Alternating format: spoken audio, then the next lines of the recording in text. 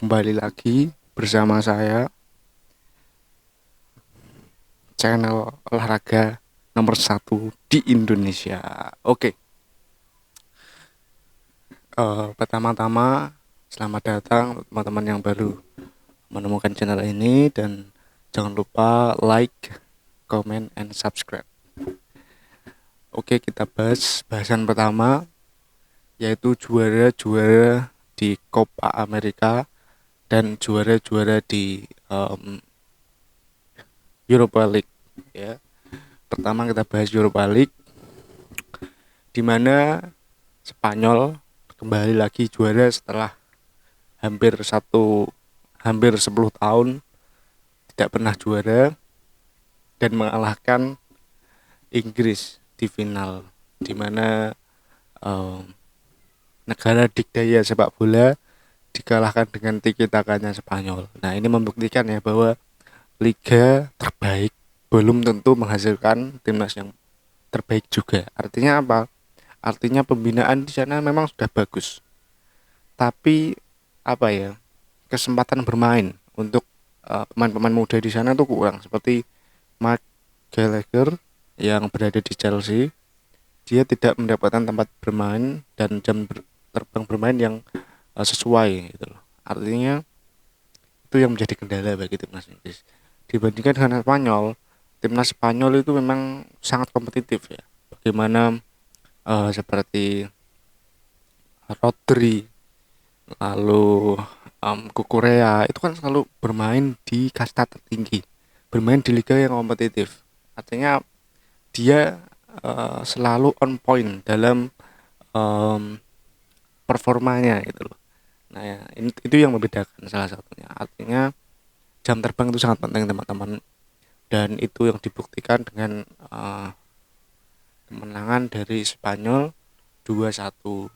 Nah, akhirnya Spanyol kembali lagi juara di Jerman ya, setelah sekian lama. Oke, kita bahas yang kedua, yaitu Copa America, di mana Argentina memenangkan pertandingan, walaupun saya sedikit terkejut karena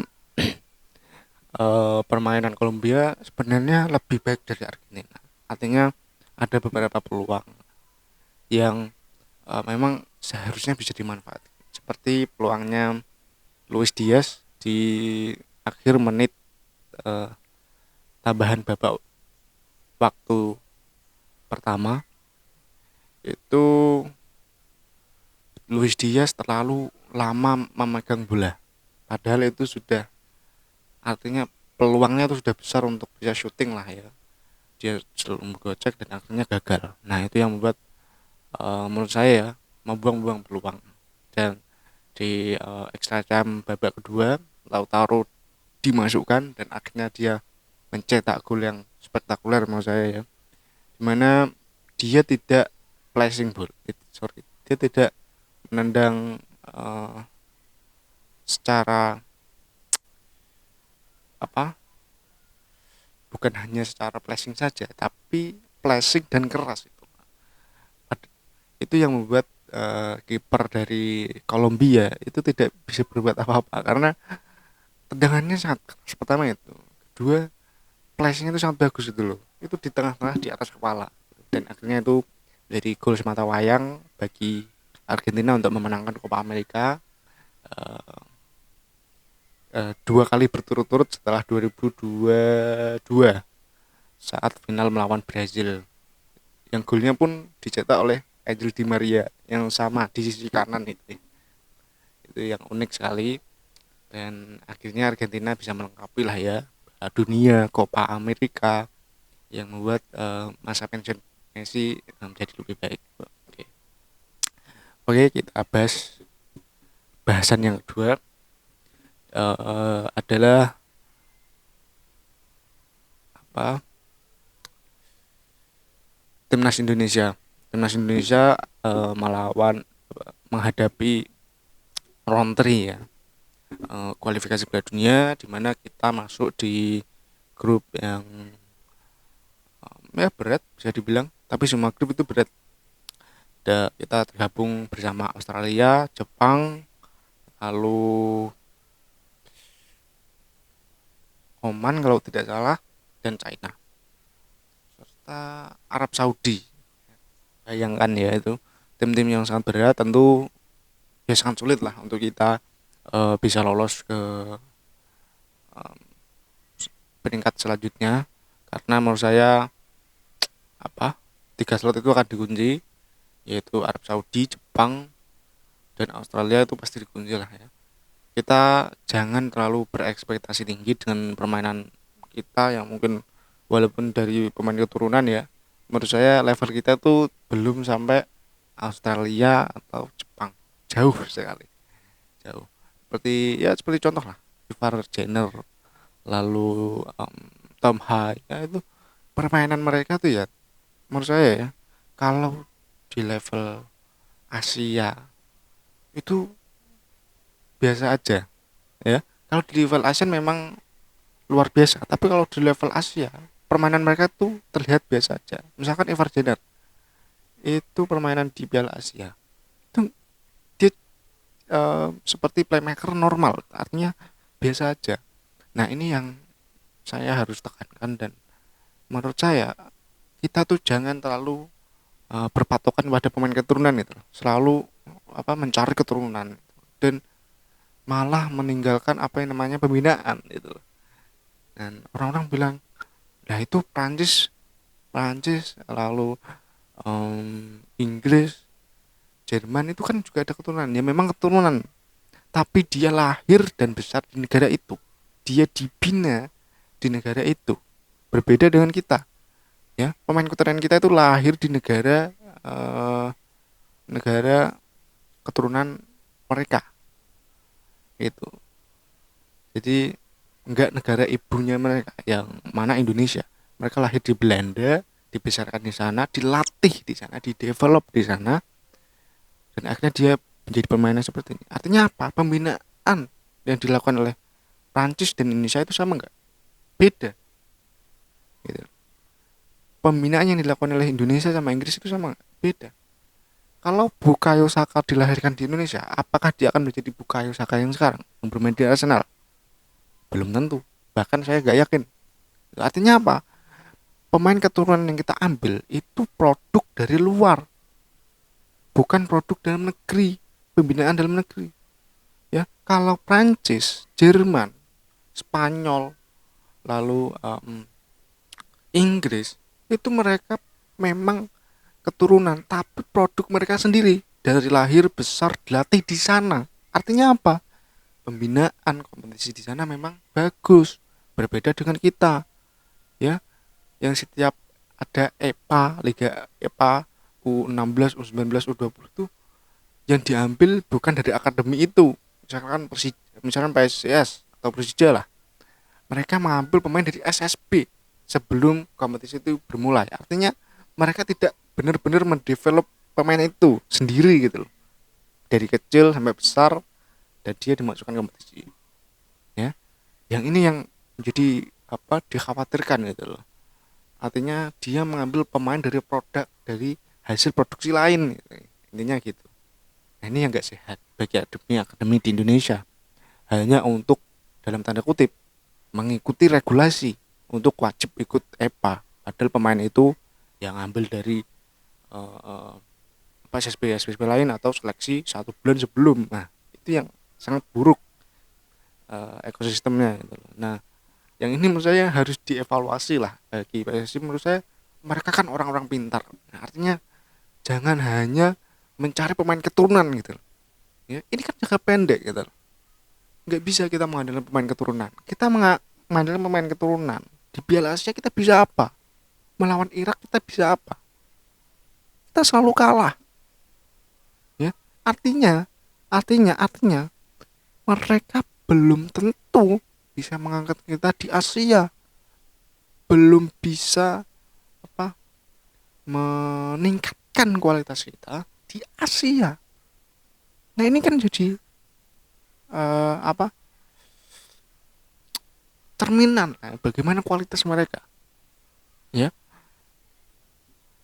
Dan itu menjadi concern saya bahwa pemain keturunan itu sudah cukup. Kalau bayangkan teman-teman, U19, U16 itu sudah ada pemain keturunan, ya. Itu bisa merusak masa depan pemain lokal yang memang benar-benar berlatih. Misalnya kita ambil Evan Dimas, ya itu pemain luar biasa. Tapi memang karena ekosistemnya yang merubah dia jadi pemain seperti ini. Walaupun kualitasnya memang masih ada, tapi jauh berbeda saat dulu. Itu yang menjadi concern saya. Pesan saya untuk PSSI, jangan terlalu menggemblengkan pemain naturalisasi, karena mereka ya kualitasnya nggak akan sama dengan Bukayo Saka, dengan Ousmane Dembele, yang memang benar-benar improve, benar-benar kualitasnya itu berpengaruh gitu. Itu yang menjadi concern saya. Sekian, terima kasih. Kick off football. Semangat.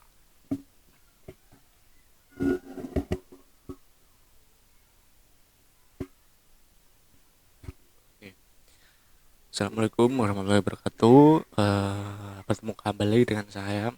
Kita akan bahas bahasan liga lokal yang sangat menurut saya sangat penting, yaitu lisensi klub sepak bola Indonesia. Klub kita hanya lolos 8, ya, dan yang nggak lolos itu hampir setengahnya, ya, 18, 10 nggak lolos. Artinya klub kita memang nggak serius, memang menganggap sepele AFC licensing ini, yang memang padahal itu adalah salah satu syarat klub itu profesional gitu. Bukan hanya profesional di bio IG-nya saja, tapi memang real profesional, di mana mereka harus punya, saya kalau nggak salah itu ada 4 kriteria. Pertama administratif, lalu keuangan, terus manajemen, yang terakhir infrastruktur. Nah, yang ingin saya concernkan adalah infrastruktur, ya, dimana ada beberapa klub di Indonesia tuh latihannya itu yang masih pindah-pindah, ya, masih latihan di stadion, ya, seperti contoh lah, saya nggak bisa sebut namanya, ya, yaitu Persib Bandung, yang latihan tuh masih di Sidolik, ya, di tempat dimana itu mereka masih nyewa, ya, kalau nggak salah, dari Pemda, yang ya menurut saya aneh lah. Klub sebesar mereka, klub seperti Persib Bandung, ya, Persebaya, Arema, klub seperti Barito, lalu Persis Solo, PSM Makassar, itu kan klub besar, yang mereka latihan aja tuh masih pindah-pindah, ya, latihan tuh masih menyewa dalam tanda kutip, ya, meminjam lapangan dari orang lain, ya, dari baik dari Pemda atau swasta. Nah, ini kan yang aneh gitu loh. Mereka menganggap mereka tuh profesional, tapi latihan aja tuh masih pindah-pindah, latihan lapangan satu aja tuh gak punya, ya, gitu. Nah, ini yang menjadi perhatian kita seharusnya. Jangan apa ya, menuntut klub itu untuk membeli pemain bagus, ya, padahal pemain bagus itu belum tentu mengangkat, nah, artinya mengangkat kualitas dan kuantitas dari klub itu. Nah, itu padahal mereka yang urgent itu ya fasilitas, ya, termasuk training ground. Apalagi Persib Bandung, klub yang baru juara kemarin, tapi ya fasilitasnya nggak ada, karena mereka hanya menyewa sekarang. Bahkan kemarin latihan di stadion lain kalau nggak salah, ya. Nah, ini yang jadi apa ya, perhatian kita lah. Jangan kalah sama klub seperti Bali United, klub seperti eh, Borneo yang baru lahir 5-6 tahun kemarin gitu loh. Nah, itu kan jadi apa ya, memprihatinkan lah, ya, bahwa fasilitas itu dianggap sepele, dianggap tidak penting, padahal untuk masa depan itu sangat penting, ya, untuk akademi, untuk ya apa, kebutuhan-kebutuhan acara dan lain sebagainya gitu loh. Dan tanah kan semakin hari semakin mahal gitu loh. Kalau kita gak buat lapangan sekarang, atau tidak membeli eh, sebuah tanah sekarang, itu kan akan berisiko kita tidak akan mampu di masa depan untuk membuat training ground gitu loh. Ya, jangan sampai kalah sama klub seperti Phnom Penh, ya, yang sorry, Preah Frankfurt di Liga Kamboja, lalu Visaka. Jangan sampai kalah sama Buriram, JDT, Selangor, itu jangan sampai kalah. Klub kita itu lebih tua dari mereka semua, tapi kita kalah dalam segi finansial, dalam segi fasilitas. Nah, ini yang sangat memprihatinkan. gitu loh. Ya bayangkan aja pemain luar datang, tuk tuk tuk tuk, nah ini latihannya di sini, loh kemarin kok beda latihannya di stadion, terus besoknya lagi loh kok latihan di stadion lagi, gitu, loh mana tempat gymnya, gitu kan. Nanti kan pemain asing kan melihat sendiri, oh ternyata klub ini tidak punya fasilitas sendiri, yang membuat pemain ya kalau latihannya sesuai jadwal klub tidak bisa menambah jadwal latihan. Seperti misalkan Ronaldo misalkan, kalau Ronaldo main di Persib Bandung sekarang ya mereka nggak akan bisa jadi Ronaldo sekarang karena harus gym cari sendiri, lapangan harus latihan cari sendiri karena klubnya nggak punya lapangan sendiri gitu ya. Itu yang menjadi bahasan kita hari ini. Dan semoga klub-klub di Indonesia meniru Dewa United ya, walaupun tidak lolos lisensi mungkin administrasi ya, tapi untuk fasilitas menurut saya harusnya lolos Dewa United, Bali United ya. Lalu ada juga sekarang untuk Borneo, dan ada juga sebenarnya PSIS Semarang juga punya walaupun hanya satu. Ya ada beberapa klub yang bagus, main Padang itu juga punya satu. Ya harusnya ditambah lah ya untuk akademinya dua, ya minimal tiga lah untuk eh, klub sebesar Liga 1 ya. Semoga bisa didengar, bisa dievaluasi lah ya. Saya Liga 1 tuh harus punya lah minimal tiga lapangan ya, dan fasilitas pendukung seperti gym dan lain sebagainya untuk ya dukung performa klub itu sendiri, terutama di kancah Asia, supaya tidak disepelekan oleh negara-negara lain. Oke, terima kasih.